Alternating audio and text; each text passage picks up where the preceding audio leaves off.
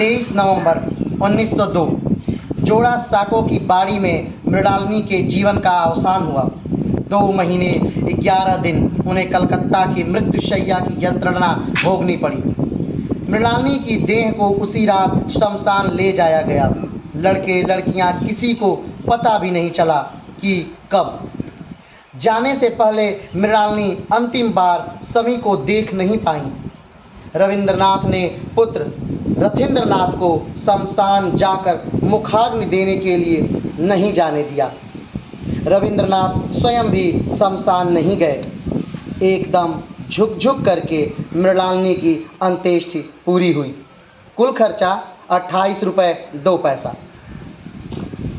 नमस्कार, मैं हूँ पार्थ और आज मैं जिस पुस्तक की समीक्षा के लिए आपके सामने उपस्थित हुआ हूँ उसका नाम है रंजन बंदोपाध्याय मैं रविंद्रनाथ की पत्नी मृणालिनी की गोपन आत्मकथा और अनुवादक हैं सुब्रा उपाध्याय। जी हाँ, ये पुस्तक एक ऐसे महापुरुष के ऊपर है, या यूं कहें कि ये पुस्तक एक ऐसी महिला ने लिखा है जो एक महापुरुष के महानता के पहियों के नीचे दबकर अपना सर्वस्व दान कर दिया। हाँ, ये महिला है मृणालिनी, जो कि रविन्द्रनाथ टैगोर की पत्नी है। मृणालिनी का विवाह लगभग 9 वर्ष की उम्र में रविन्द्रनाथ टैगोर के साथ हुआ। उस समय रविन्द्रनाथ ठाकुर की उम्र लगभग 23 वर्ष थी। एक तरह से कहें तो कोई जोड़ नहीं था दोनों को। एक तरफ रविन्द्रनाथ की हाइट लगभग 6 फुट उससे ज़्यादा थी और मृणालिनी की हाइट 5 फुट या उससे कम थी। जब भी आप कोई फोटोग्राफ्स देखेंगे इन दोनों की साथ में, तो एक खड़ा है, दूसरा किसी टेबल पर बैठा हुआ। देखने में भी मृणालिनी स्वयं लिखती हैं वो बहुत खास नहीं दिखती थी। मृणालिनी कहती हैं कि मेरी शादी रविंद्रनाथ से क्यों हुई?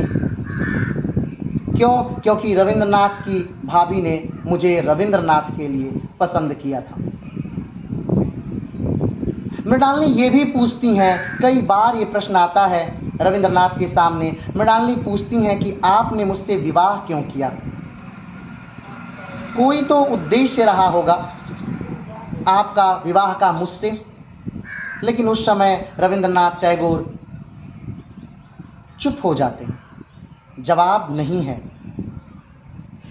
क्योंकि यहाँ परिवार का भी कोई मेल नहीं था। मृणालिनी के जो पिता थे वो रविंद्रनाथ के ही यहाँ पर नौकरी करते थे।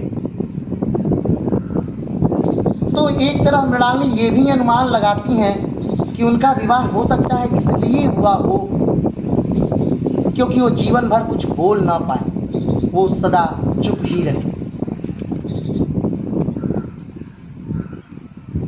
इस पुस्तक में रविन्द्रनाथ की गाजीपुर यात्रा का भी वर्णन है। जब वो गाजीपुर जाते हैं अपनी पत्नी के साथ अकेले वहाँ रहने के लिए, तो उस यात्रा का भी काफ़ी ज़्यादा वर्णन है। गाजीपुर की फूलों की नगरी का बड़ा अच्छा उल्लेख है इसमें। इस पुस्तक में ये बताता है कि जब मृणालिनी की मृत्यु हुई तो किस प्रकार रविन्द्रनाथ अपने बच्चों को शमशान नहीं जाने देते हैं और स्वयं भी शमशान नहीं जाते हैं।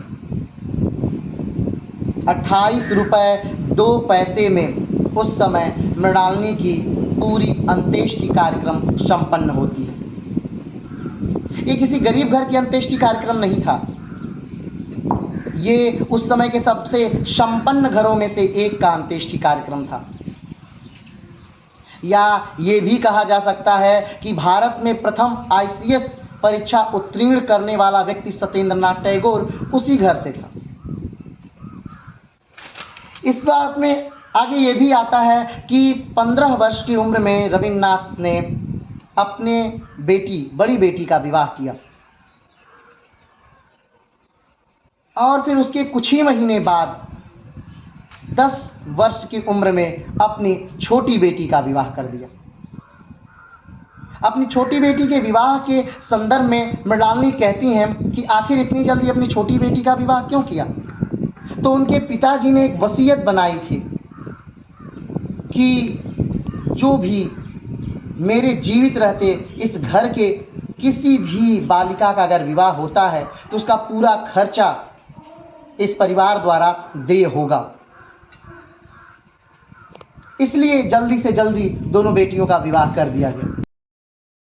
जैसा कि मैंने आपको पहले ही बताया कि मृणालिनी का जो विवाह था वो 9 वर्ष की उम्र में 23 वर्ष की उम्र के रविंद्रनाथ से हुआ था और 12 वर्ष की उम्र में ही मृणालिनी को पहला पुत्र हुआ। धीरे धीरे उन्हें 5 पुत्र हुए। मृणालिनी अपना पूरा जीवन रविंद्रनाथ को समर्पित नहीं कर पाई, या यूँ कहा जाए कि वो अपना पूरा जीवन जी ही नहीं पाई। वो बहुत जल्दी ही मर गई। इसका कारण ये था जो उन्होंने कहा, जो इस लेखक ने कहा कि मैं तो बस पिसती रही और नहीं रही। आगे एक और बात का जिक्र बार बार इसमें लेखक द्वारा किया गया है कि रविन्द्रनाथ टैगोर द्वारा संपादित अधिकतर किताबों का समर्पण किसी ऐसे हे या ऐसे हो को किया गया जिसे कोई नहीं जानता। मृणालिनी इससे नाराज होती हैं। उनकी मृत्यु के बाद उन पर भी एक समर्पण लिखा गया, लेकिन जीवित रहते शायद मृणालिनी पर कोई समर्पण नहीं लिखा गया। ये कथा थी एक ऐसे व्यक्तित्व की जो महान बनाने के लिए स्वयं का जीवन कुर्बान किया। हम हजारों बार जान पाते हैं ऐसे लोगों का जीवन जो महान हुए, लेकिन ऐसे लोगों को हम हमेशा भूल जाते हैं जिन्होंने उसको महान बनाने के लिए अपना सर्वस्व न्यौछावर कर दिया।